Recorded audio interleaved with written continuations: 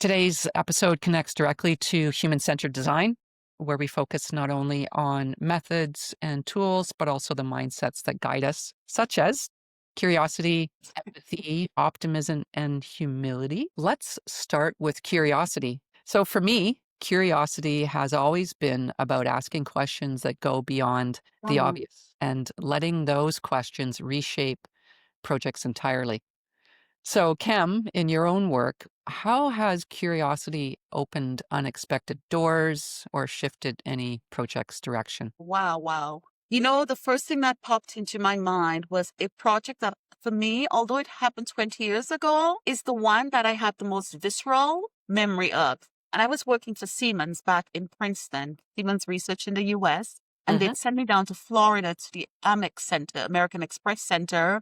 But it was the American Express Center office where they mailed out things to customers. Oh, So, interesting. yeah, it gave the vibe of a mail room, and I was working on Siemens postal automation systems. And we talked about this, Ren, the last call where we talked about how significant it is to touch the things you're designing, feel the people for who you're designing. I remember, sitting and watching machines break down, the postal automation machines. And the folks working there, there was a sign of, there was resentment. There was also, anxiety because every time that machine broke down, somebody had to leave the main postal floor, climb a flight of stairs, where the big shots sat, and say the machine had broken down. They'd come down, they'd do something with the machine, and it would start again. And this happened.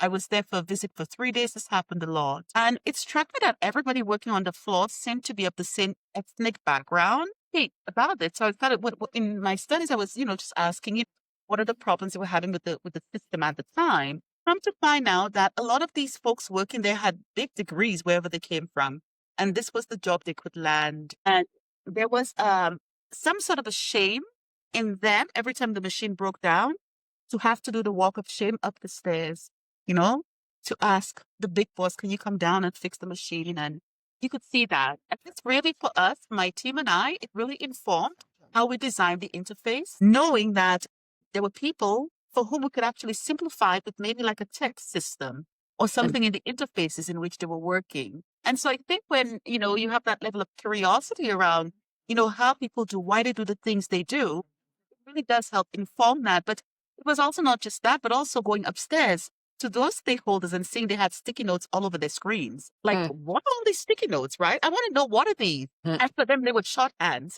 because their bosses had actually closed the system off to them and they saw only what they needed to see. So there was also another round of them walking up another, flight of stairs for direction.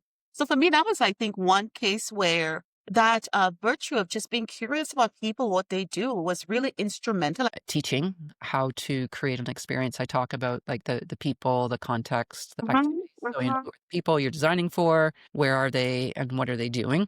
Public, Yeah, private space, is it, noisy, crowded? There's individuals or others around. And, so the people, the context, and the activity. So what are they doing?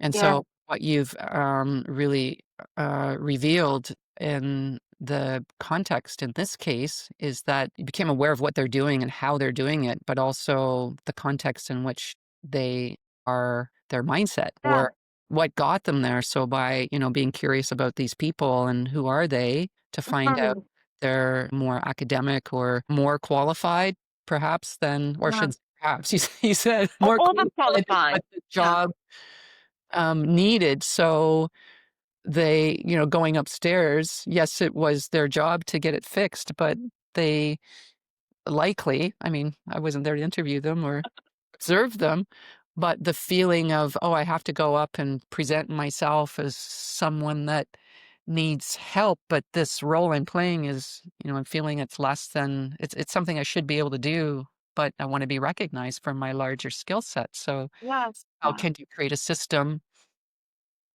or a way of them, presenting themselves that would allow them to, feel good about, oh, this is my opportunity to actually go upstairs and ask for help, but I can provide some recommendations that showcase more of the larger skills that I have. yeah.